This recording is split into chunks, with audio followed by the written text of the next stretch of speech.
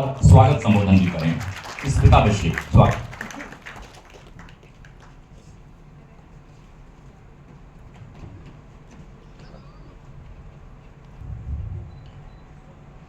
आज के इस ऐतिहासिक दिन में मैं सबसे पहले अपनी माँ की आत्मिक उपस्थिति को प्रणाम करते हुए मैं पिताजी की आज के दिन तक की जो यात्रा है उससे अभिभूत हूँ। इस अवसर को अभिव्यक्त करने से ज़्यादा मैं समझती हूँ आप सब जो हमारा आत्मीय परिवार यहाँ बैठा हुआ है, बहुत आत्मीय परिवार आप सब बैठे हुए हैं, आप सब जानते हैं ये एक अनुभूति का विषय है। तो पिताजी कदाचित हिंदी साहित्य के वो पहले साहित्यकार हैं जो जीवित रहते अपना शताब्दी वर्ष देख रहे हैं।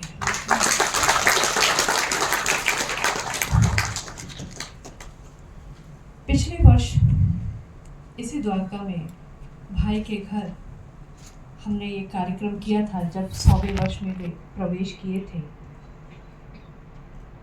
तब वहाँ पे मैंने कहा था कि पिताजी की ये जो थाती है, इतना जो विशाल विपुल लेखन है, उसको एक जगह पर लाना और ऐसा करना कि आने वाले समय में हमारे जो नई पीढ़ी है उससे रूबरू हो सके, परिचित हो सके। इसके लिए वेबसाइट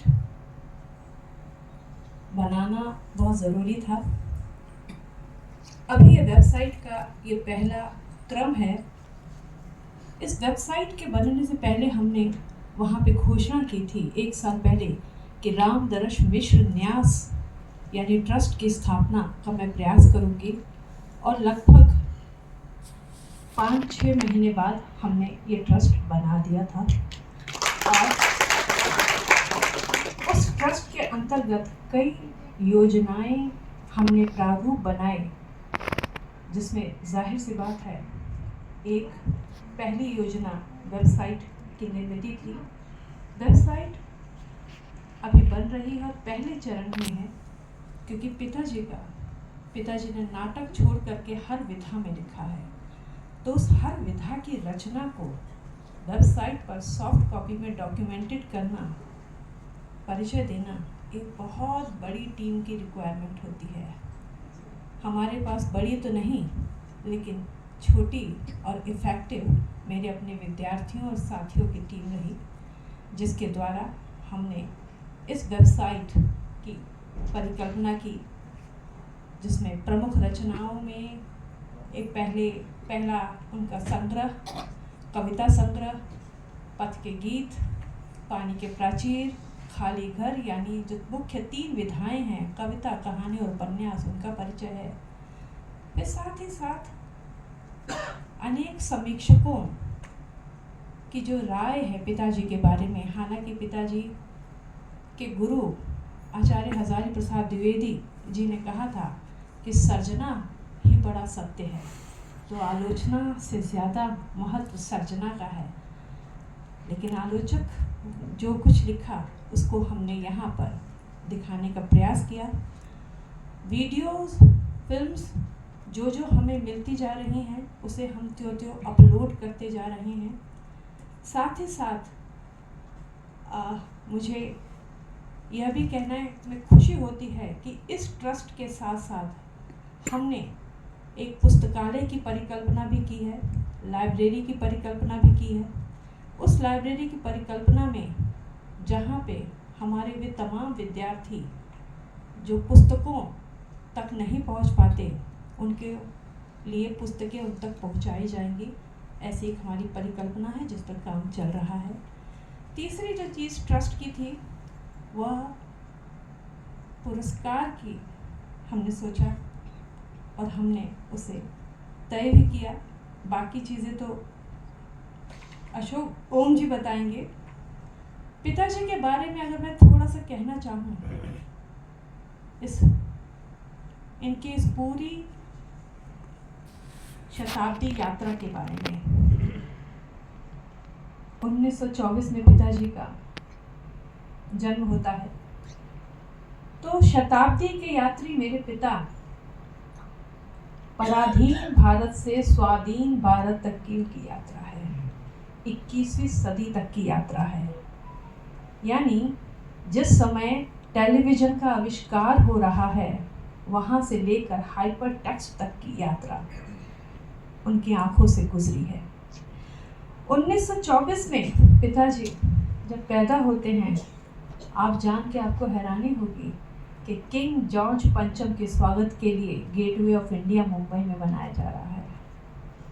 हिंदुस्तान टाइम्स शुरू होता है और प्रेमचंद रंगभूमि लिख रहे होते हैं। तो एक ऐसे समय में पिताजी का जन्म होता है। इस दशक में, अच्छा इसमें एक और खूबसूरत बात कि इसके अगले वर्ष ही राष्ट्रीय स्वयंसेवक संघ और भारतीय कम्युनिस्ट पार्टी दोनों एक साथ गठित होती हैं। यह भी एक पूरे राष्ट्रीय और राजनीतिक परिदृश्य को समझने के लिए इतनी इम्पोर्टेंट बात है। 31 से जो 40 का जो समय है, चंद्रशेखर आज़ाद पुलिस मुठभेड़ में शहीद होते हैं, भगत सिंह, राजगुरु सुखदेव को फांसी हो रही है, चरखे को तिरंगे के बीच में रखा जा रहा है, भारतीय वायुसेना का गठन हो रहा है, कमलेश्वर जी पैदा हो रहे हैं, मधुबाला, मीना कुमारी, महमूद, ये सब दुनिया में आते हैं। और पिताजी 7 से 17 साल की उम्र के दशक में पिता प्रारंभिक मिडिल और उर्दू मिडिल की विशेष योग्यता पढ़ रहे हैं। कविता लेखन में यात्रा प्रारंभ हो जाती है और पहली कविता सरयू पारिण पत्रिका में चांद नामक कविता आपकी छपती है जब वे 16 वर्ष के होते हैं। 1941 में आज़ादी तक का ही कुछ समय ले रही हूँ, बाद में आपको अंदाज़ा है। 1941 से 1950 का जो समय है वह विशद समय है। भारत छोड़ो आंदोलन शुरू होता है, हिरोशिमा नागासाकी पर परमाणु हमला होता है, संयुक्त राष्ट्र की स्थापना हो रही है, विश्व बैंक की स्थापना हो रही है, महात्मा गांधी जी की हत्या हो रही है, संविधान का अभिग्रहण हो रहा है, हिंदी राजभाषा बन रही है, भारत का संविधान लागू हो रहा है। और ऐसे समय में पिताजी विशारद पास करते हैं, साहित्य रत्न, अंग्रेजी योग्यता, मैट्रिक, इंटर पास करते हुए BHU से BA पास करते हैं। 5 जुलाई 1948 में हमारी माँ के साथ उनका विवाह होता है, जिसकी 75वीं सालगिरह हमने माँ के जाने से पहले गत वर्ष मनाई थी। 1951 से 60 का जो समय है, प्रथम पंचवर्षीय योजना आ रही है, पहले एशियाई खेल हो रहे हैं, तेनजिंग नोर्गे और हिलेरी माउंट एवरेस्ट पर चढ़ रहे हैं, भारतीय स्टेट बैंक शुरू हो रहा है जिसमें हमारे भाई काम करते रहे, कश्मीर भारत में विलय होता है, इसरो की स्थापना, दलाई लामा भारत में आते हैं, गोवा की मुक्ति होती है, गुजरात नया राज्य बनता है। और ऐसे में पिताजी का पहला काव्य संग्रह पथ के गीत प्रकाशित होता है 1951 में। हिंदी आलोचना की प्रवृत्तियां, आधार भूमि पर शोध कार्य पापा का शुरू होता है। पहली नियुक्ति इस समय वो बड़ौदा में जाते हैं, सयाजी राव विश्वविद्यालय में। बड़े भाई हेमंत मिश्र, बड़ी बहन डॉक्टर अंजलि तिवारी और मझले भाई शशांक मिश्र जी का जन्म होता है। इसी समय सेंट जेवियर कॉलेज, गार्डा कॉलेज गुजरात में अध्यापन होता है। 1961 से 1970 के समय जब महारानी एलिजाबेथ का भारत आगमन हो रहा है, भारत चीन युद्ध हो रहा है, कैनेडी की हत्या हो रही है, नेहरू जी का देहांत हो रहा है, लाल बहादुर शास्त्री प्रधानमंत्री बनते हैं और जाते हैं, भारत पाक युद्ध होता है, हरित क्रांति, नील आर्मस्ट्रॉन्ग चांद पर पहुंचते हैं, बैंकों का राष्ट्रीयकरण होता है। ऐसे समय में पिताजी का पहला उपन्यास पानी के प्राचीर 1961 में आता है। साहित्य संदर्भ मूल्य समीक्षा पुस्तक आती है, बेरंग बेनाम चिट्ठियाँ कविता संग्रह आता है। और 1964 में पिताजी दिल्ली आते हैं जब वे सेंट जेवियर कॉलेज अहमदाबाद से निकाले जाते हैं। तब वह डॉक्टर नगेंद्र दिल्ली विश्वविद्यालय में उन्हें PGDAV कॉलेज में नियुक्त करते हैं। और इस समय तीसरे पुत्र यानी विवेक मिश्र जो इस समय बम्बई में है, शूटिंग के सिलसिले में है और वो आ नहीं पाए, और मैं पैदा होते हैं। प्रथम कहानी संग्रह खाली घर आता है, पक गई धूप कविता संग्रह, हिंदी कविता 3 दशक, बालकृष्ण शर्मा नवीन, समीक्षात्मक पुस्तकें, जल टूटता हुआ, बीच का समय और उपन्यास प्रकाशित होते हैं। 71 से 80 के बीच में बांग्लादेश आज़ाद होता है, पाकिस्तान से शिमला समझौता, चिपको आंदोलन, परमाणु परीक्षण, आपातकाल, प्रथम उपग्रह आर्यभट्ट प्रक्षेपण, जनता पार्टी सत्ता में, मंडल कमीशन, हजारी प्रसाद द्विवेदी, गुरुवर हजारी प्रसाद द्विवेदी का निधन, भारतीय जनता पार्टी का गठन। ऐसे समय में 71 से 80 में पिताजी दिल्ली विश्वविद्यालय में रीडर बनते हैं। सूखता हुआ तालाब, अपने लोग, रात का सफर, आकाश की छत उपन्यास आते हैं। एक वह दिनचर्या कहानी संग्रह, हिंदी कहानी अंतरंग पहचान समीक्षा, कंधे पर सूरज कविता संग्रह, छायावाद का रचना लोक आते हैं। और इसी समय उत्तम नगर में अपने साथियों से थोड़ा थोड़ा पैसा लेकर के एक ज़मीन खरीदी जाती है, जिसमें तमाम विश्वविद्यालय के साथियों से पैसा लिया जाता है और उस ज़मीन पर एक एक कमरा, 2-2 कमरा करके उत्तम नगर में घर बनना शुरू होता है। इसीलिए तो घर धीरे धीरे ही बना है।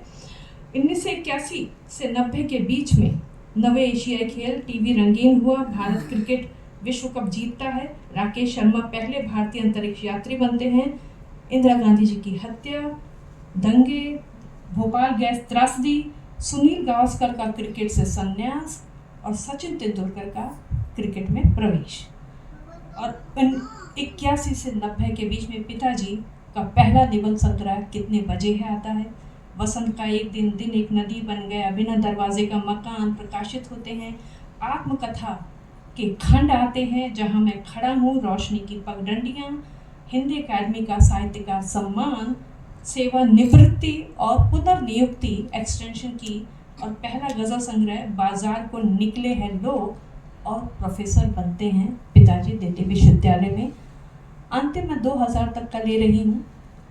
खाड़ी युद्ध 91 से 2000, राजीव गांधी जी की हत्या, पहला निजी सैटेलाइट चैनल जी टीवी शुरू, इंटरनेट सेवा, मोबाइल शुरू, बम्बई मुंबई बनता है, 13 दिन की वाजपेयी सरकार बनती है और गिरती है, भारत WTO में शामिल होता है, एलिजाबेथ द्वितीय की भारत यात्रा, पोखरण परीक्षण, दिल्ली लाहौर पहली बस सेवा शुरू होती है, इंडियन IT एक्ट आता है। और इस समय पिताजी का चौथा खंड आत्मकथा का उत्तर पथ प्रकाशित होता है। आग कुछ नहीं बोलती, अपने लिए, भोर का सपना, थकी हुई सुबह, स्मृतियों के क्षण, बारिश में भीगते बच्चे, 20 बरस, आज का दिन भी, हंसी ओठ पर आंखें नम है, एक कहानी लगातार, फिर कब आएंगे, बबूल और कैक्टस, पड़ोस की खुशबू, अकेला मकान, अंतरंग, फुर्सत के दिन, रामदर्श मिश्र रचनावली 14 खंडों में प्रकाशित होती है। उत्तर प्रदेश साहित्य भूषण सम्मान 2001 में, शलाका सम्मान हिंदी अकादमी का, और उसके बाद पिताजी का 21वीं सदी में प्रवेश। तो मैंने ये थोड़ी वानगी दी है, जिसे मैं पूरा 2024 तक की मेरे पास है, लेकिन मैंने एक वानगी दी है कि सदी का यात्री होने का वास्तविक अर्थ क्या है, यानी आज़ाद भारत को कैसे बनते हुए देखा है, 21वीं सदी में जाते हुए देखा है।